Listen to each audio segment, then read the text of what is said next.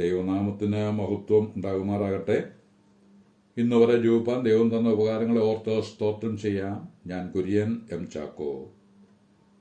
അഭ്യസ്തവിദ്യനും സാമാന്യം ഭേദപ്പെട്ട ജോലിയുമുള്ള യുവാവ് സുന്ദരിയും സുശീലയുമായ യുവതിയെ ഭാര്യയാക്കുവാൻ പല മുഖാന്തരങ്ങളിലൂടെ അന്വേഷിച്ചു.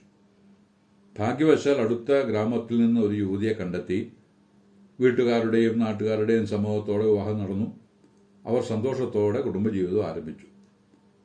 മനസ്സിൽ ആഗ്രഹിച്ചതുപോലെ സുന്ദരിയായ ഭാര്യ ലഭിച്ചല്ലോ എന്ന സന്തോഷത്തിൽ ഭർത്താവും തൻ്റെ മനസ്സിനിണങ്ങിയ ഒരാളുടെ ഭാര്യയാകുവാൻ സാധിച്ചല്ലോ എന്നോർത്ത് അവളും സന്തോഷിച്ചു. വർഷം 1 കഴിഞ്ഞു. വെളുത്തു തുടുത്ത ഭാര്യയുടെ മുഖത്ത് അവിടങ്ങളിലായി ചില പാടുകൾ കണ്ടു തുടങ്ങി. താമസിയാതെ അവർ ഡോക്ടറെ സമീപിച്ചു. പരിശോധനയ്ക്ക് ശേഷം ഡോക്ടർ പറഞ്ഞു, അരിമ്പാറ പോലെ ഉള്ള എന്തോ ഒന്നാണ്, അത് വളരുന്നതായിട്ടാണ് തോന്നുന്നത്. അത് കേട്ട് അവൾക്ക് പരിഭ്രമമായി. അവൾ ക്ഷീണിച്ചു തുടങ്ങി.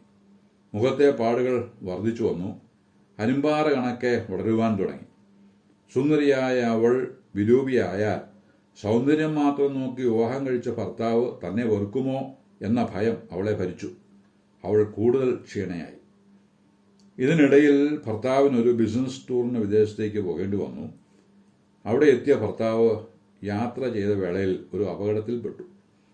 1 മാസത്തിനു ശേഷം ആൾ ജീവനോടെ തിരിച്ച് വീട്ടിലെത്തിയെങ്കിലും കാഴ്ച നഷ്ടപ്പെട്ടിരുന്നു. ആൾ തപ്പിയും തടഞ്ഞുമൊക്കെയായി ജീവിതം മുമ്പോട്ട് നീക്കി. ഭാര്യയ്ക്ക് ദുഃഖത്തിന്മേൽ ദുഃഖം ആയി എങ്കിലും ഒരു കാര്യത്തിൽ ആശ്വാസമുണ്ടായി. എൻ്റെ സൗന്ദര്യമുള്ള മുഖമല്ലേ അദ്ദേഹത്തിൻ്റെ മനസ്സിലുള്ളൂ. ഇപ്പോഴുള്ള വിരൂപത ആൾക്ക് കാണാൻ സാധിക്കില്ലല്ലോ. അത്രയും ഒരാശ്വാസം. വർഷം 1 കൂടി കഴിഞ്ഞു. ഭാര്യയുടെ രോഗം മൂർച്ഛിച്ചു. അവൾ മരിച്ചു. ശവമടക്കമെല്ലാം കഴിഞ്ഞ് വീട്ടുകാരും സുഹൃത്തുക്കളും എല്ലാം അയാളുടെ അടുത്ത് വന്ന് ആശ്വസിപ്പിച്ചു. അന്ധനായ അവന് താങ്ങായും തണലായും അവർ ഉണ്ടാകാമെന്ന് വാഗ്ദാനവും നൽകി. ദൂരത്തേക്ക് നോക്കിയിരുന്ന അയാൾ കൂടി വന്നവരോടായി നന്ദി പറഞ്ഞു. എന്നിട്ട് കൂട്ടിച്ചേർത്തു, എൻ്റെ കണ്ണുകൾക്ക് യാതൊരു കുഴപ്പവുമില്ല. വിദേശയാത്രയും വാഹനാപകടവുമെല്ലാം എൻ്റെ തിരക്കഥയിൽ രൂപപ്പെട്ടതാണ്.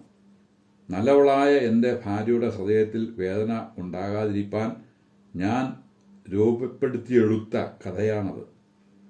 അങ്ങനെ ചെയ്യാതെ ഇരുന്നെങ്കിൽ ഞാൻ അവളുടെ വൈരൂപ്യം കാണുന്നുണ്ടല്ലോ എന്ന് ചിന്തിച്ച് ആദ്യ പിടിച്ച് ഹൃദയം പൊട്ടി നേരത്തെ തന്നെ അവൾ മരിച്ചേനെ. അങ്ങനെ സംഭവിക്കാതിരിക്കാൻ ഞാൻ അന്ധനായി അഭിനയിച്ചു. ചുറ്റും നിന്നവർ പരസ്പരം നോക്കി. അവിടെ മൗനം തളം കെട്ടി. മേൽ പറഞ്ഞതുപോലെ കുടുംബജീവിതത്തിൽ ഭർത്താവ് കരുതിയിരിക്കേണ്ട കാര്യം എഫേസ്യ ലേഖനം 5:25 മുതൽ വായിക്കുന്നുണ്ട്. ഭർത്താക്കന്മാരെ, ക്രിസ്തു സഭയെ സ്നേഹിച്ചതുപോലെ നിങ്ങളുടെ ഭാര്യമാരെ സ്നേഹിപ്പീൻ. അവൻ അവളെ വചനത്തോടുകൂടിയ ജലസ്നാനത്താൽ വെടിപ്പാക്കി വിശുദ്ധീകരിക്കേണ്ടതിന് കറ, ചുളുക്കം മുതലായവ ഒന്നുമില്ലാതെ സഭയെ ശുദ്ധയും നിഷ്കളങ്കയുമായി തനിക്ക് തന്നെ തേജസ്സോടെ മുൻനിർത്തേണ്ടതിനും തന്നെത്താൻ അവൾക്ക് വേണ്ടി ഏൽപ്പിച്ചു കൊടുത്തു. ഔവണ്ണം ഭർത്താക്കന്മാരും തങ്ങളുടെ ഭാര്യമാരെ സ്വന്തം ശരീരങ്ങളെപ്പോലെ സ്നേഹിക്കേണ്ടതാകുന്നു. കഴിഞ്ഞ ദിവസം നടക്കാനിറങ്ങിയപ്പോൾ ഒരാൾ ചോദിച്ചു, അല്ല സഹോദര, നിങ്ങളോട് എന്ത് കാര്യം ചോദിച്ചാലും ബൈബിളിൽ നിന്ന് ഉത്തരം നൽകുന്നതായിട്ടാണല്ലോ കാണുന്നത്. അത് എന്തുകൊണ്ടാണ്? ഞാൻ പറഞ്ഞ മറുപടി ഇങ്ങനെയാണ്. ബൈബിൾ എന്ന് പറയുന്നത് ദൈവത്തിൻ്റെ പുസ്തകമാണ് എന്ന് യെശയ്യാവ് 34:16 പറഞ്ഞിട്ടുണ്ട്. മനുഷ്യൻ്റെ എല്ലാ ചോദ്യങ്ങളുടെ ഉത്തരം അതിലുണ്ട്. മനുഷ്യനെക്കുറിച്ചുള്ള എല്ലാ വിവരവും രേഖപ്പെടുത്തിയിരിക്കുന്നതും ഈ പുസ്തകത്തിലാണ്. അവൻ എന്ത് കഴിക്കണം, എന്ത് കഴിക്കരുത്, എന്ത് കുടിക്കണം, എന്ത് കുടിക്കരുത് എന്നിത്യാദി വിഷയങ്ങളെല്ലാം ഈ പുസ്തകത്തിലാണ് പറഞ്ഞിട്ടുള്ളത്. അതിനാൽ ഈ പുസ്തകത്തെ മനുഷ്യനുള്ള ഒരു ഓണേഴ്സ് മാനുവൽ എന്ന് പറയാം. നാം ഇലക്ട്രിക്കലോ ഇലക്ട്രോണിക്സിനോട് ബന്ധപ്പെട്ടതോ ആയ ഏതെങ്കിലും വണ്ടിയോ വാദ്യോപകരണങ്ങളോ ഉച്ചഭാഷണികളോ ഒക്കെ വാങ്ങുമ്പോൾ അതിൻ്റെ കൂടെ ഉപയോഗക്രമം വിവരിക്കുന്ന ഒരു ബുക്കും തരും. അതാണല്ലോ ഓണേഴ്സ് മാനുവൽ എന്നറിയപ്പെടുന്നത്. അത് വായിച്ച് മനസ്സിലാക്കിയിട്ട് വേണം ആ യന്ത്രമോ ഉപകരണമോ പ്രവർത്തിപ്പിക്കുവാൻ. അങ്ങനെയെങ്കിൽ കേടുപാടുകൾ വരാതെ ആ യന്ത്രത്തിൻ്റെ പ്രവർത്തനം സുഗമമായി നടന്നുകൊള്ളും. ദൈവം മനുഷ്യൻ നൽകിയിട്ടുള്ള ബൈബിൾ എന്ന പുസ്തകം വായിച്ച് ജീവിതത്തെ ക്രമപ്പെടുത്തി അരുതാത്തവ ജീവിതത്തിൽ നിന്ന് ഒഴിവാക്കി യോഗ്യമായി ജീവിപ്പാൻ കഴിഞ്ഞാൽ 34 സങ്കീർത്തനത്തിൻ്റെ 5 വാക്യത്തിൽ പറയുന്നത് പോലെ ദൈവത്തിങ്കലേക്ക് നോക്കിയവർ പ്രകാശിതരായി അവരുടെ മുഖം ലജ്ജിച്ചു പോയതുമില്ല എന്ന് സങ്കീർത്തനകാരനോട് ചേർന്ന് നമുക്കും പറയുവാൻ കഴിയും. ഓണേഴ്സ് മാലുവലിനെ കുറിച്ച് പറയുമ്പോൾ ഒരു കാര്യം എടുത്തു പറയേണ്ടതുണ്ട്. ഏത് കമ്പനി ആ യന്ത്രം നിർമ്മിച്ചോ ആ കമ്പനി തന്നെ അതിൻ്റെ ഉപയോഗക്രമവും പറഞ്ഞു തരണം. അല്ലാതെ ഒരു കമ്പനി നിർമ്മിച്ച യന്ത്രത്തിൻ്റെ ഉപയോഗക്രമം മറ്റൊരു കമ്പനി നിർണയിച്ചാൽ കേട് സംഭവിക്കും. സ്വർഗമാണ് മനുഷ്യനെ സൃഷ്ടിച്ചത്. അവിടുന്ന് തന്നെ ഉപയോഗക്രമവും നിർണയിച്ചിരിക്കുന്നു. അതെഴുതി പുസ്തക രൂപത്തിൽ നമ്മെ ഏൽപ്പിച്ചുമിരിക്കുന്നു. വായിച്ച് കാര്യം ഗ്രഹിച്ചാൽ അവരവർക്ക് നല്ലത്.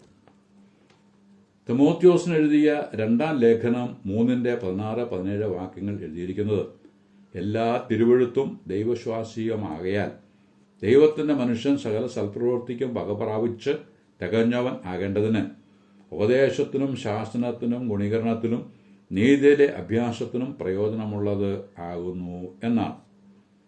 അത്ഭുതകരമായ നിലയിൽ ദൈവം തന്റെ വചനത്തെ മനുഷ്യർക്ക് നൽകുകയും അത് രേഖപ്പെടുത്തി സൂക്ഷിക്കുവാൻ മനുഷ്യരെ തന്നെ നിയോഗിക്കുകയും ചെയ്തു. കുരിന്ത്യർക്ക് എഴുതിയ 1 ലേഖനം 2:13 എഴുതിയിരിക്കുന്നത്, ഞങ്ങൾ മാനുഷ്യജ്ഞാനം ഉപദേശിക്കുന്ന വചനങ്ങളാലല്ല, ആത്മാവ് ഉപദേശിക്കുന്ന വചനങ്ങളാൽ തന്നെ പ്രസ്താവിച്ചും കൊണ്ട് ആത്മികർക്ക് ആത്മീയമായത് തെളിയിക്കുന്നു എന്നാണ്. വേദപുസ്തകത്തിലെ വാക്കും വചനവും ദൈവനിശ്വസ്തമാണ് എന്ന് വ്യക്തം.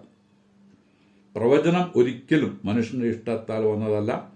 ദൈവകൽപ്പനയാൽ മനുഷ്യർ പരിശുദ്ധാത്മാ നിയോഗം പ്രാപിച്ചിട്ട് സംസാരിച്ചതാണ് എന്ന് പത്രോസ് തൻ്റെ 2 ലേഖനത്തിൽ വളരെ വ്യക്തമായിട്ട് പറഞ്ഞിട്ടും ഉണ്ട്. കുടുംബജീവിതത്തിൽ ഭർത്താവിൻ്റെ ശ്രദ്ധ പതിയേണ്ട കാര്യത്തെക്കുറിച്ചാണല്ലോ നാം പറഞ്ഞു തുടങ്ങിയത്.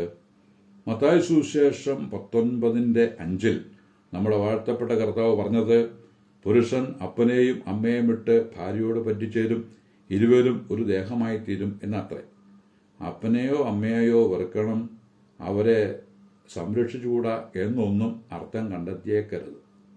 ഭർത്താവിൻ്റെ പറ്റുമാനം ഭാര്യയോടായിരിക്കണം എന്നാണ് അർത്ഥമാക്കിയിട്ടുള്ളത്. ഭാര്യയെ നേടേണ്ടതിന് ലാബാന്റെ വീട്ടിൽ യാക്കോബ് അധ്വാനിച്ചതുപോലെ ഓരോ ഭർത്താക്കന്മാരും ഭാര്യയെ നേടേണ്ടതിന് ക്ഷമിക്കാനും സഹിക്കാനും വിട്ടുവീഴ്ച ചെയ്യാനും മനസ്സായാൽ ഒരു കുടുംബവും തകരില്ല. കർത്താവ് ചെയ്തതുപോലെ നാമും ചെയ്യുവാൻ ബാധ്യസ്ഥരാണ്. അങ്ങനെ ചെയ്താൽ കർത്താവ് യോജിപ്പിച്ച ഒരു കുടുംബവും ശിഥിലമായി പോവുകയും ഇല്ല. അവർ ഒരുമിച്ച് ദൈവസന്നിധിയിൽ നിന്ന് ക്ഷമയ്ക്കും സഹനത്തിനുമുള്ള കൃപ പ്രാപിച്ച് ജയോത്സവമായി കുടുംബജീവിതം നയിക്കും. കുടുംബമായി ജീവിക്കുമ്പോൾ ഭർത്താവിനെ പോലെ ഭാര്യയ്ക്കും ചുമതലകൾ ഉണ്ട്. അവളുടെ ഉത്തമമായ സ്വഭാവത്തിൻ്റെ താക്കോൽ അവളുടെ ആത്മീക ജീവിതമാണ്. സദൃശവാക്യങ്ങൾ 31:10 മുതൽ സാമർഥ്യമുള്ള ദൈവഭക്തയായ സ്ത്രീയുടെ ശ്രേഷ്ഠത വിവരിക്കുന്നുണ്ട്.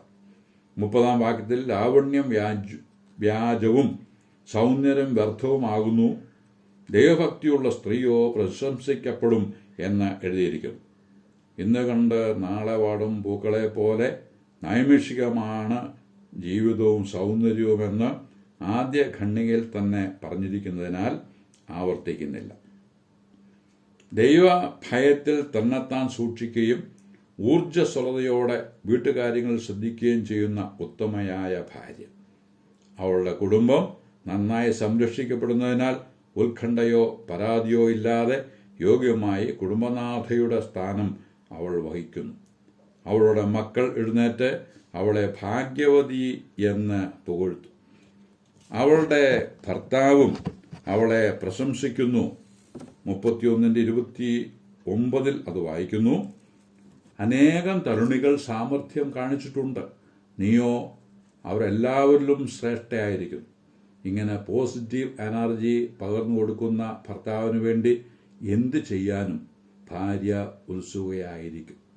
അത് കണ്ടു വളരുന്ന മക്കൾ മേശയ്ക്ക് ചുറ്റും ഒലിവ് തൈകൾ പോലെയിരിക്കും. നല്ല കുടുംബജീവിതവും നല്ല മക്കളെയും ദൈവമായ കർത്താവ് നമുക്ക് ദാനം ചെയ്തിരിക്കുന്നു. നമുക്ക് തന്നിരിക്കുന്നവരോട് ഒത്ത് ദൈവം വച്ചിരിക്കുന്ന നാളുകൾ മുഴുവൻ സമാധാനമായി ജീവിച്ച് മഹത്വം ഉയരത്തിലേക്ക് കരയേറ്റി യോഗ്യമായി നാളുകൾ കഴിപ്പാൻ സർവശക്തൻ ഇടവരുത്തട്ടെ എന്ന് ആശംസിച്ച് വാക്കുകൾക്ക് പൂർണ്ണവിരാമം കുറിക്കുന്നു. ദൈവനാമം മഹത്വപ്പെടുമാറാകട്ടെ.